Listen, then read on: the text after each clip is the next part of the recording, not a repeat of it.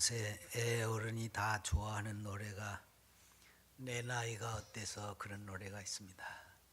노인네들만 좋아하는 줄 알았더니 애기들도 좋아하더라고요. 노인네들은 뭐 나이 먹었는데도 내가 아직 건재하다 그런 마음으로 이 노래를 좋아하고, 어린애기들은 내가 어리지만 너하고 한번 해볼 수 있어 이런 마음으로 좋아하는 것 같아요.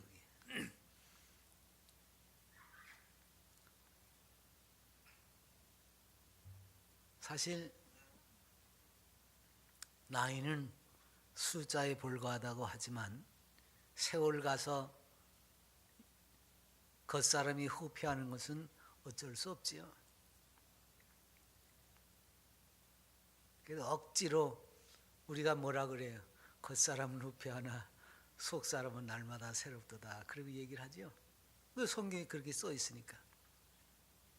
근데 정말 우리가 속사람이 새로워져야 되는데, 이건 이제 변명이나 핑계거리를 거기서 찾을 뿐이지 내 안에 진짜 속사람이 새로워지는 것은 우리가 잘 경험을 못하고 삽니다. 그 사람들이 이제 서로 나이를 묻지요. 남녀노소 불문하고 이제 통성명하고 나서 조금 이제 말을 섞었다 그러면 제일 먼저 물어보는 게 나이입니다. 우리나라 사람들은 어디 가든지 간에 이 서열 정리를 하고 나서부터 사람들을 사귀어요. 그거 필요 없이 그냥 사람 대 사람으로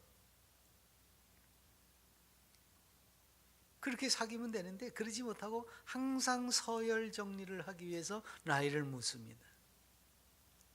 물론 이제 대화를 이어가기 위해서 모임이하게 나이를 물어보는 경우도 있습니다만은, 그런데요, 이 나이를 묻는다는 것 속에는 이런 뭐 서열 정리나 또는 대화의 물꼬를 트는 이런 것보다도 더 중요한 의미가 있습니다.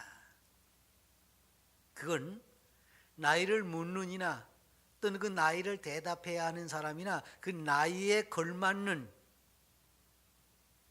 내 삶이 있는지를 돌아보게 한다는 겁니다.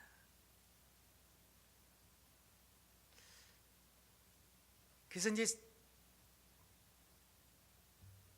어른들이 가끔 젊은이들한테 꾸짖을 때 너 나이가 도대체 몇이야 이럴 때가 있죠. 그런 너 나이에 맞는 행동을 하지 않고 있다 그 얘기거든요.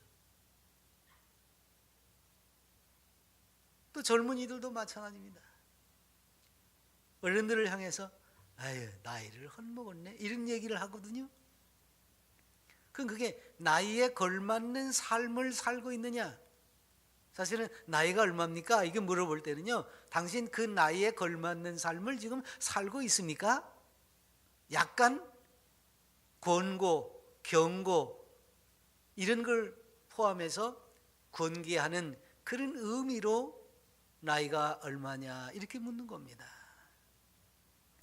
왜냐하면 나이를 물으면 항상 사람들은요, 그 나이대까지 내가 살아온 과거를 잠깐이지만 살펴보게 되어 있습니다.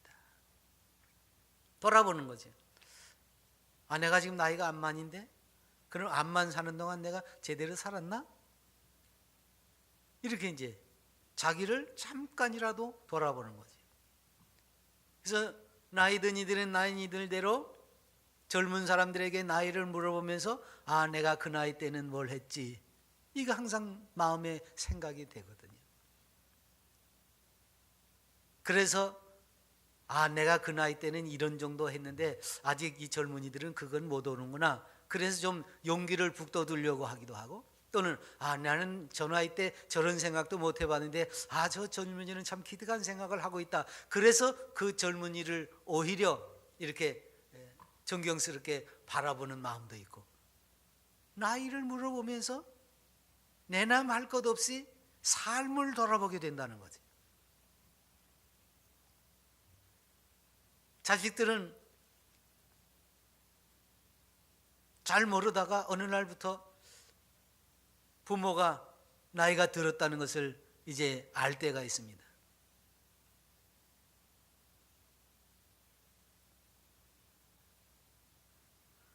그래서 그 나이가 들었다는 것을 알기 시작하면서부터 자식들이 철들기 시작하는 이런 부분이 있어요. 아, 꽤 힘든 세월을 보내셨구나. 내가 더 잘해야지. 이런 마음도 생긴다고 말이에요. 그러니까 이 나이를 물어본다는 거는요, 그냥 흘려보낼 수도 있는 거지만 이렇게 인생을 서로 돌아볼 수 있게 만드는 문답이에요. 대단히 중요한, 어렵게 말하면 철학적인 물음입니다. 이게 나이가 얼마입니까?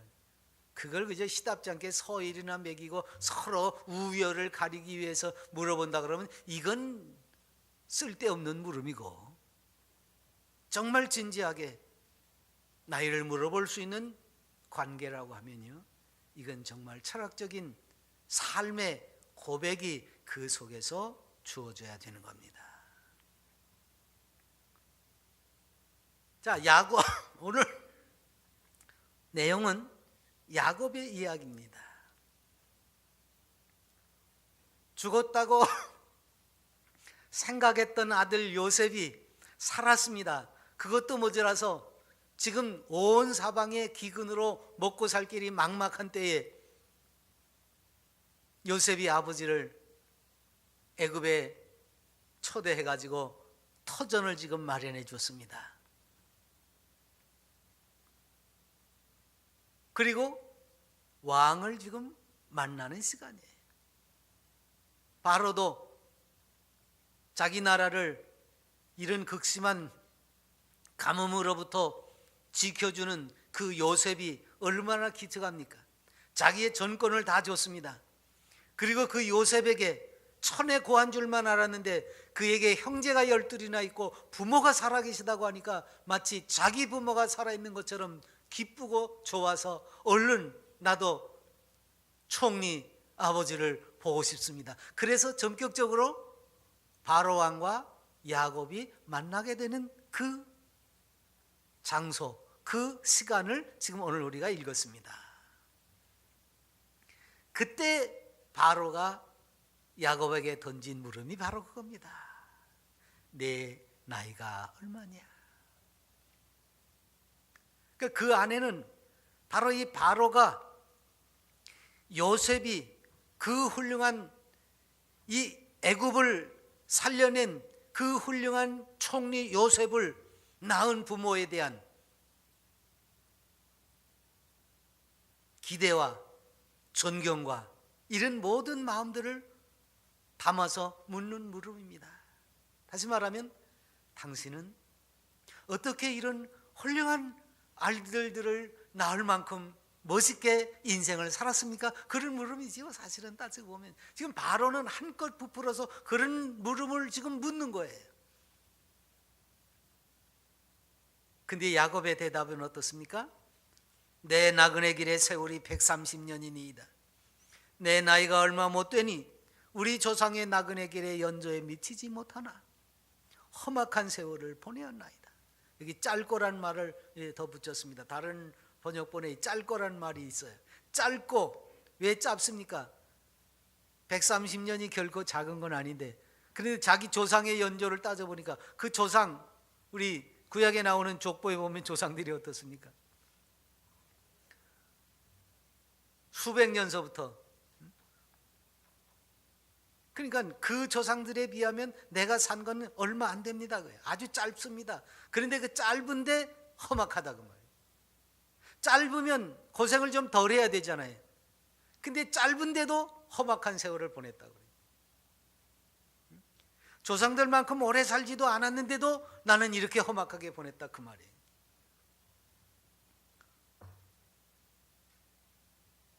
한껏 존경의 마음을 품고 내 나이가 얼마냐 물었는데 나는 이렇게 힘들게 살았습니다. 정말 야곱이 힘들게 살긴 살았어요. 형의 장자권을 팥죽 한 그릇에 쟁취했지요. 참 이 권모술수가 그때부터요, 장자권을 뺏을 때부터 이 권모술수에 능했어요.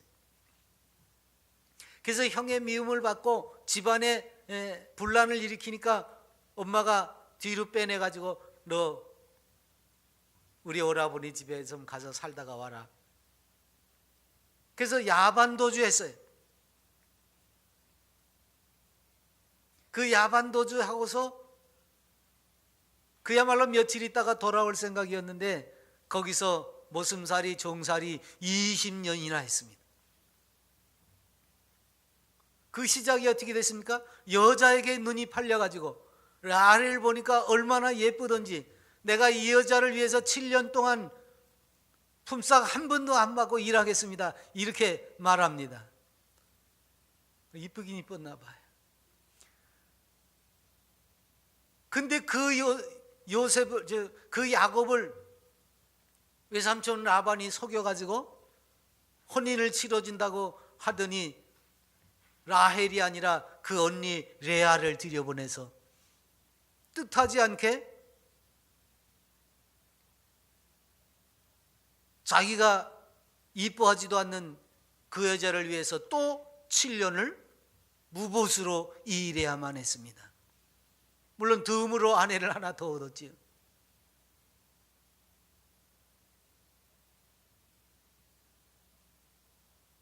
그렇게 두 여자를 얻고 그 여자들의 종들까지 첩으로 들이고 20년을 거기서 사는 동안 마지막에는 이건 내가 이러다간 여기서 죽도 밥도 안 되겠다 싶어가지고 품삯을 달라고 그러더니 가진 수단 방법을 다 동원해서 그 외삼촌과 그 외사촌들이 들고 일어나잖아요. 네가 우리 아버지 재산을 다 뺏어갔다. 야곱이 자기 손으로 뺏어간 건 아니죠. 근데 그 수단 방법을 가리지 아니하고 얼룩이 오고 아롱진 것만 낳게 만드는 거예요. 그래가지고 야곱의 재산이 늘어났습니다. 그렇게 해서 재산을 불려가지고서는 이제 사이가 좀 멀어지게 되니까 막 불평이 나오고 그러니까 거기서 또 고향으로 야반도주를 하게 됩니다. 이게 야곱의 지금 삶이에요. 총각 때부터 가정을 일구면서 자식들 13명 날 때까지 야곱이 사는 방법입니다. 그러면서 어느 한 군데에서도 마음을 붙이지 못하고 그야말로 험한 생을 살았습니다. 내 나그네 길의 세월이 험악한 세월이었습니다. 정말 험악한 세월이에요. 그 말이 틀린 말이 아니에요. 어느 한 군데에 마음 붙일 데가 없었습니다. 20년 한 곳에서 살았다고 하지만 그곳이 자기의 마음을 붙이고 산 데가 아니었습니다. 그야말로 야곱은 정처 없는 나그네 세월이었습니다. 우여곡절 끝에 형 에서를 하나님이 화목하게 만들어서 세겜에서의 그 끔찍한 일도 저지르고 다시금 고향으로 돌아와서 살고 있지만 부인들 사이에 그 질투 시기, 자식들 간의 질투 시기, 그래가지고 결국은 자기가 가장 사랑하는 이 라헬의 아들인 요셉이 형들의 시기로 인해서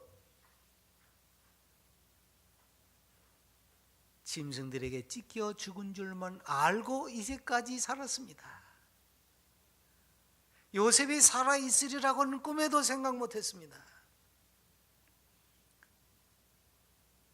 우리식으로 말하면 내가 요셉 얼굴 한 번만 보고도 죽어도 여한이 없을 텐데, 근데 죽은 걸 어떻게, 야곱의 생각인 그거예요. 그 요셉이 17살 먹은 놈이 형들한테 신분을 보내다는데 짐승에게 찢겨 죽었어요. 그런 줄만 알고 한 번만 봤으면 좋겠다고 마음에 사귀면서 그 괴로운 생을 보냈는데 이제 그 아들이 살아서 자기를 말년에 허강시켜 주려고 애굽으로 불러내린 겁니다. 그러니까 그때까지 자기의 생활이 하루도 편한 날이 없었다고 말이에요. 지금 그 솔직한 마음을 바로에게 고백하는 겁니다. 그럼 이 야곱의 고백이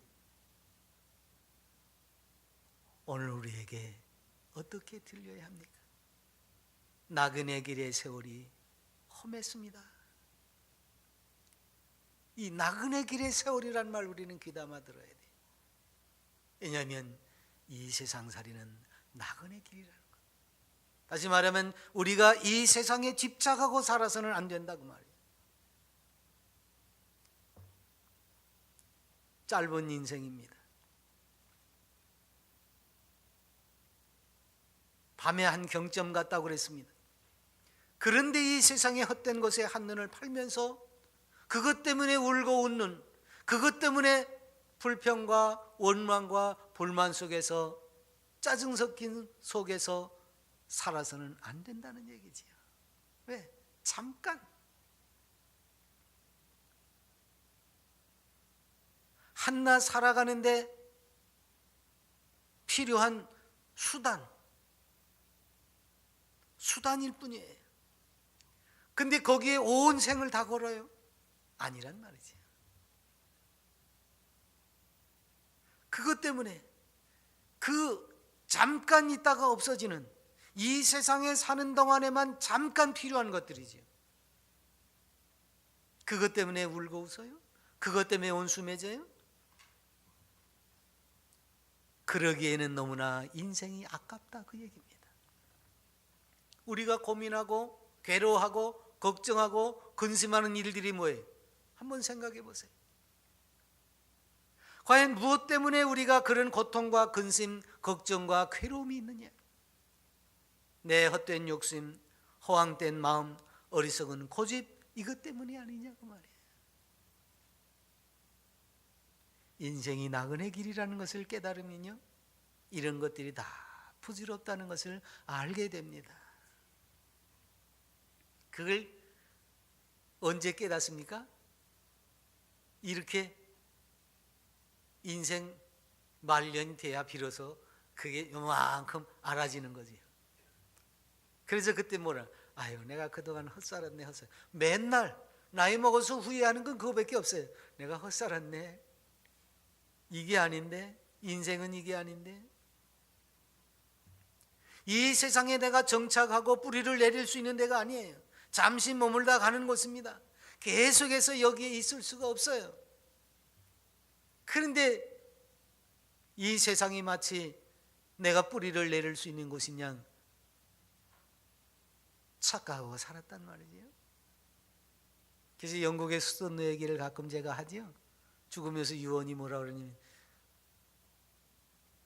그 사람들은 우리처럼 배옷 입혀가지고 꽝꽝 몸을 7마디로 매는 걸 안 하니까 그저 깨끗하게 옷 입히고 화장하고 관에다 눕혀놓고 마지막엔 이게 관뚜껑 반 열어놓고 마지막 인사들 다 하고 그러거든요.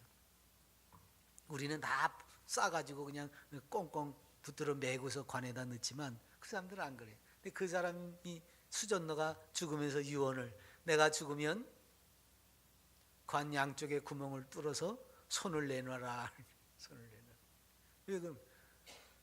내가 일생 동안 그놈의 돈 그리고 구두쇠로 살았는데 내가 이제 죽을 때가 되니까 이게 인생이 아니구나. 그걸 깨달아서 이걸 어떻게 가르쳐 줄까? 내 손을 내놓는 것밖에 없다. 내가 일생 동안 구두쇠처럼 움켜쥐고 살았는데 다 소용없더라. 난 빈손으로 간다. 부질없는 걸 언제 깨달아요? 이렇게 나그네 길의 종착역이 다가올 때 비로소 깨닫게 되는 겁니다. 그래서 모세의 기도에 이런 고백이 있어요. 우리의 평생이 순식간에 다하였나이다. 우리의 연수가 70이요 강건하면 80이라도 그 연수의 자랑은 수고와 슬픔뿐이요 신속히 가니 우리가 날아가나이다. 날아가나이다. 그렇습니다. 인생은 날아가듯이 순식간에 지나가는 겁니다. 그러니까 이 세상에 집착할 필요가 없지요. 오히려 가치 있고 보람 있는 영혼을 향한 삶을 살아야 되는 겁니다. 이 나그네라는 말 속에는 그게 있어요. 나그네는 뭐예요? 항상 정착하고 싶은 곳이 있지요. 인생이 나그네 길이라고 하는 것은 영원히 머무를 본향이 있다는 거예요. 인생이 가야 할 길이 있다는 이야기입니다. 나그네 인생길이 나그네 삶으로 끝나는 게 아니에요. 세상을 떠나면 정착할 수 있는 영혼의 고향이 있다. 어디로 갑니까? 인생의 정착력이 어디냐?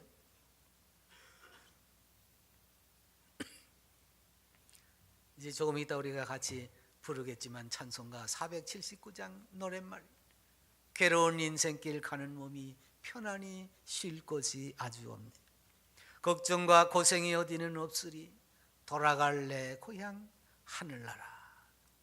인생에게는 돌아갈 고향인 하늘나라가 있습니다. 내 영혼이 편안히 살 수 있는 본향 하나님의 나라가 약속되어져 있습니다.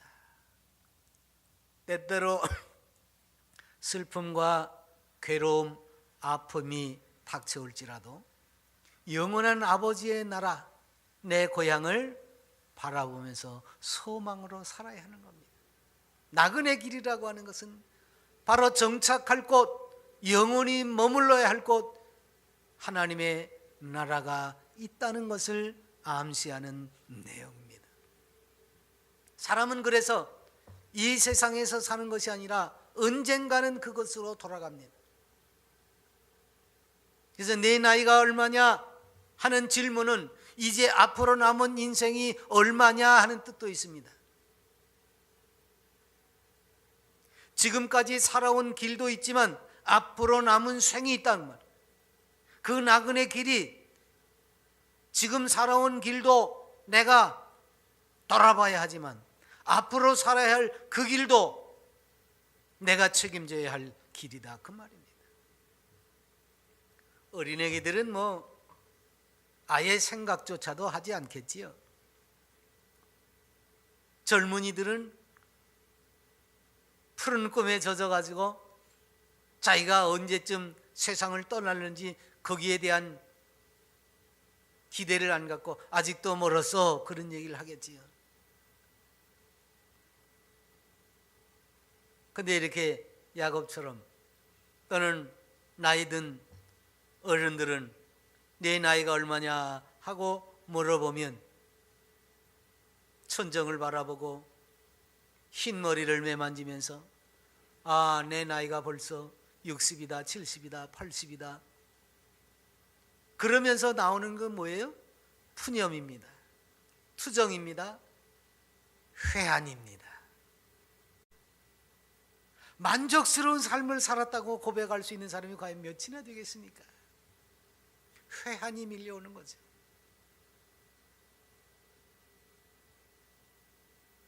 정말 순식간에 지나갔다. 그런데 회한이 밀려와요. 왜 회한이 더 가슴 아픕니까? 지나온 생에 대해서 가슴 아팠는데 이제 남은 생을 돌아보니까 내가 할 수 있는 게 별로 없어요. 기운도 떨어졌지요. 모든 것이 지금 아쉬워요. 그래서 맨날 하는 얘기가 뭐예요? 내가 10년만 젊었으면, 10년 젊어도 똑같을 거예요. 맨날 10년 젊었으면, 10년 젊었으면 어쩌라고요?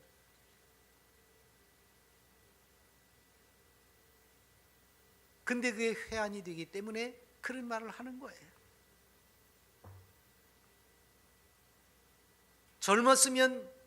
젊어서 이런 것을 깨달았으면 좀 바람직하게 살 수도 있으련만 이젠 좀 바람직하게 살고 싶었는데 능력이 없어요. 힘이 없어요. 그래서 더 안타까워요. 지금까지 산 시간보다 남은 시간이 너무나 짧은 것을 알기 때문에. 그리고 주위에 이렇게 세상을 떠나는 이들이 하나 둘씩 늘어갈 때, 이번 주간에도 핸드폰으로 아무개 엄마가 돌아가셨습니다, 뭐 누가 돌아가셨습니다, 그런 걸 내가 4번을 받았어요. 4번을.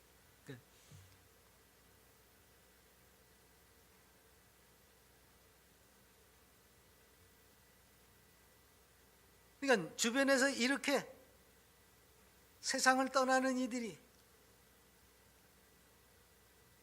하나둘씩 늘어가면 이게 남의 일 같지 않아요. 이제 그게 정말 짧은 시간이 남아있다고 말이에요.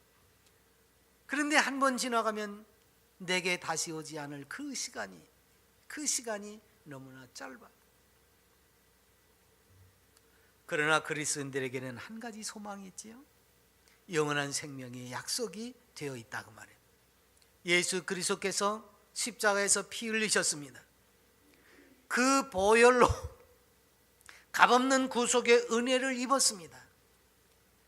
그래서 비록 이 세상에서 짧고 험악한 세월을 보냈을 망정, 우리의 영혼은 영세 무궁토록 영화로운 곳에서 주와 함께 누리는 그 삶이 보장이 되었다고 말이에요. 그래서 예수 그리스도의 그 대속의 은혜를 믿고 예수 그리스도를 내 마음속에 영접하니까 나는 하나님의 자녀가 됐고 덧없는 나그네 인생길에서 돌아갈 하나님의 나라가 보장이 됐다는 사실입니다. 그렇기 때문에 믿음을 가지고 사는 그리스도인들은 이 세상으로 인생이 끝나는 것이 아니라 바로 새로운 삶, 영원한 삶이 시작이 되는 겁니다. 그 시간이 짧아도 괜찮아요. 깨닫고 돌아서서 이제라도 내가 하나님의 자녀다, 하나님 나라의 백성이다, 그래서 부활과 영생의 소망을 안고 살아가면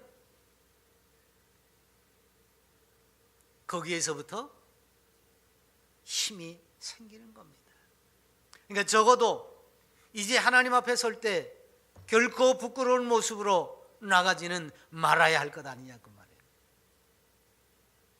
그게 내남 없이 나이의 고하를 막론하고 깨닫는 순간부터 주님 뜻 안에서 살아가는 그리스도인들의 삶의 모습입니다. 그래서 내 나이가 얼마냐?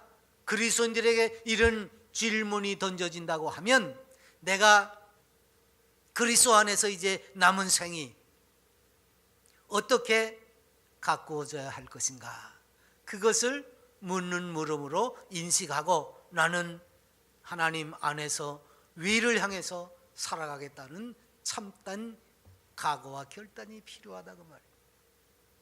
이제까지는 험악한 세월을 보냈을지라도 이제 남은 생에는 그렇게 살 수 없습니다. 그래서 내 나이가 얼마냐 그럴 때 그걸 들으면 돼요. 이제까지 산 것처럼 그렇게 헛되게 살아서는 안 되겠지? 네. 그래서 우리는 어떻게 살아야 할 것이냐, 뭐 물어볼 것도 없지요. 이 세상 어리석은 것들에 마음을 빼앗기고 살아서는 안 됩니다. 우리가 늘 죄졌다고 그러면서 똑같은 것을 반복하고 그래서 되겠습니까? 거기에 빠지지 않고 살아야 되는 거예요.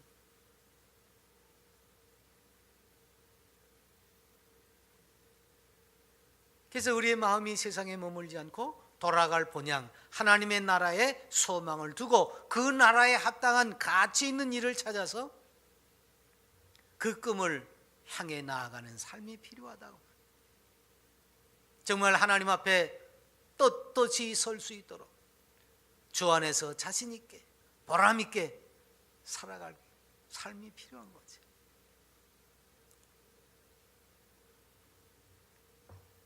왜?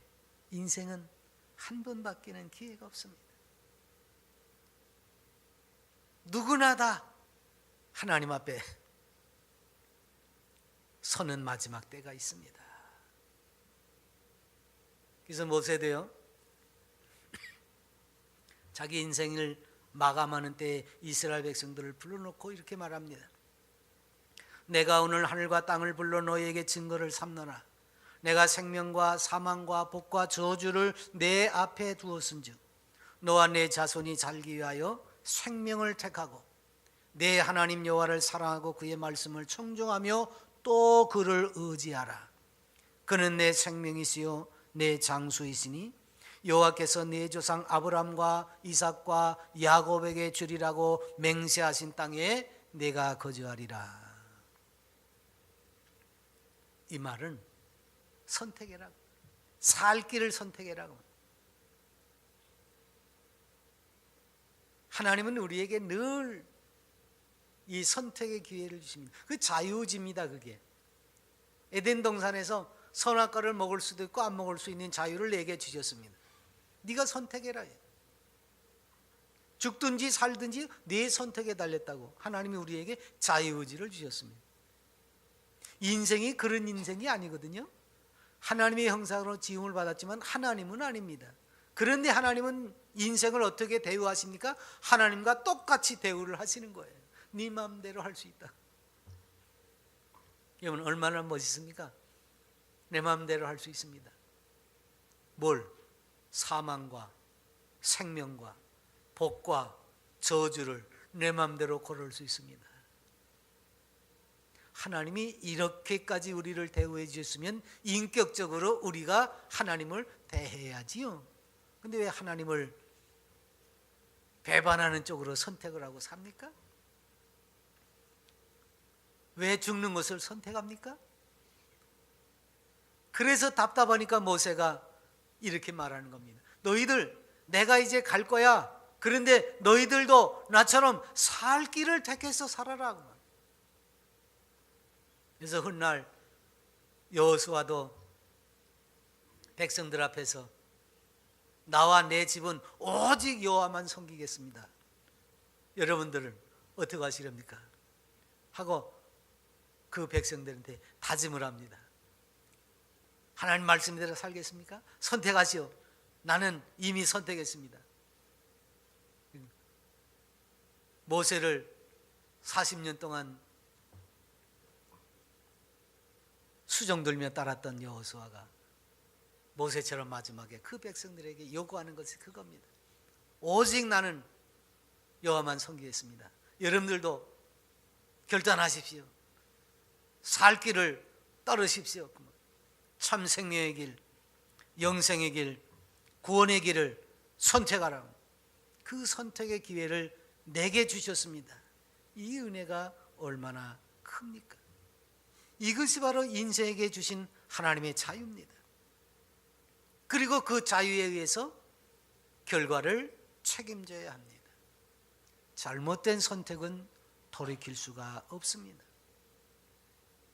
올바른 선택, 참 가치 있는 선택이 오늘 우리에게 필요합니다. 후회하지 않고 정말 보람 있고 가치 있는 선택을 할 수 있기를 바랍니다. 세상 것을 쫓아서 시시하고 째째하게 살지 말고 가슴을 펴고 자신 있게 하늘을 바라보고 부끄러움이 없는 보람 있는 삶을 선택해서 사시기 바랍니다. 오늘 바로가 야곱에게 묻습니다. 네 나이가 얼마냐? 그 인생을 물어보는 겁니다. 그의 결단을 물어보는 겁니다. 오늘 우리들 스스로 자신에게 네 나이가 얼마냐? 한번 물으십시오. 그리고 내 삶을 돌아보십시오. 그리고 내게 주어진 나머지 시간을 한번 주님의 은혜 가운데서 소망 가운데 계획을 세우십시오. 그리고 자신 있게 한번 말해봐요. 주님, 나이값하고 살겠습니다. 그 순간이 짧아도 괜찮아요. 나이값 제대로 하고 살다가 주님 앞에 다 같이 영광스러운 모습으로 가시기를 바랍니다. 기도합니다.